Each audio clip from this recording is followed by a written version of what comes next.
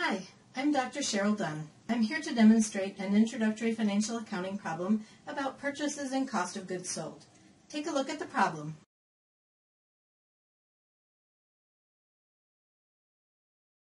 So we're asked to calculate DermanSpi's cost of goods purchased, cost of goods available for sale, and cost of goods sold. And we're given information about the purchases, the freight in, the beginning and ending inventory balances, and the purchase returns and allowances. The cost of goods purchased is equal to the total cost to buy the inventory, get it to the company's location, and get it ready for its intended use. We use that same rule for the cost of pretty much any asset that the company buys. The cost of goods purchased does not include beginning inventory. Whatever is in the beginning inventory they already had at the beginning of the period. And purchases is an account that measures the activity during a specific time period. So it has a beginning point and an ending point, and it measures what happens between those endpoints. Therefore, the cost of goods purchased only includes the net value of what was added during the time period. It does not include what the company started with in the beginning inventory. So in this case, it's going to equal the purchases minus the purchase returns and allowances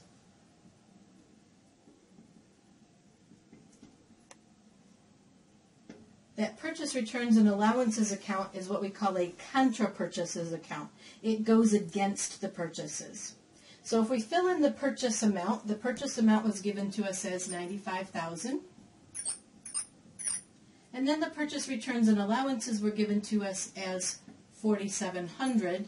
We're going to be subtracting that because the contra goes against the purchases account. And that's going to leave us with $90,300 as what we call our net purchases.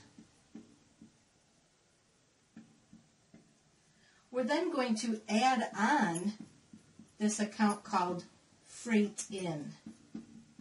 And in some problems, in some textbooks, it might be called transportation in. Transportation in and freight in are the same thing. They're synonyms. The key is that word in, that it's the transportation or freight to get the inventory to the company's location, the company that's selling it. If we're talking about transportation from the company to our customers, that's a selling expense. That's not part of the purchases of the inventory. So that's a whole different account. It's only when we're bringing the inventory to the company's location that's going to be selling it that it's considered part of the purchase cost. So the freight in is going to be added. The freight in is considered an adjunct purchases account.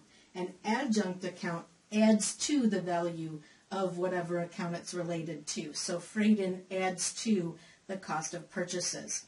In this case, that freight in was $8,000. And that means the overall cost of goods purchased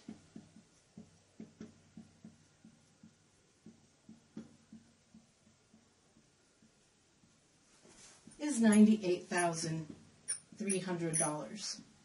So there's the answer to the first question that it asks us. The second thing it asks us is for the cost of goods available for sale. The cost of goods available for sale is whatever the company purchased during the time period together with what it already had at the beginning of the period. And so now is where we're going to add on that beginning inventory. In other words, what the inventory balance was at the beginning of the year that, in this case, we are accounting for. The beginning inventory was given to us as $12,400. So we simply add those two numbers together to get $110,700 as our cost of goods available. We're then asked to calculate cost of goods sold, and cost of goods sold is simply the cost of goods available minus whatever we still have. If we don't still have it, we must have sold it. So we subtract out the ending inventory. In In this case, because we were accounting for a calendar year, our ending inventory is going to be the inventory at December 31st, and that is given to us in the information as $9,600. So we subtract that from the $110,700, and that's going to give us $101,100. And this again is our cost of goods sold. So you can see from this demonstration how important it is to understand the vocabulary of accounting. Accounting indeed is a language. It has a language associated with it that you must learn in order to be able to apply the numbers. There's lots of numbers in this problem, but if you don't know how to use them, you're just blindly doing math and hoping that you get lucky in solving the problem. You have to understand what purchases are and what freight in is. You have to understand what cost of goods purchases represents in order to be able to calculate it. You have to at least memorize the formula.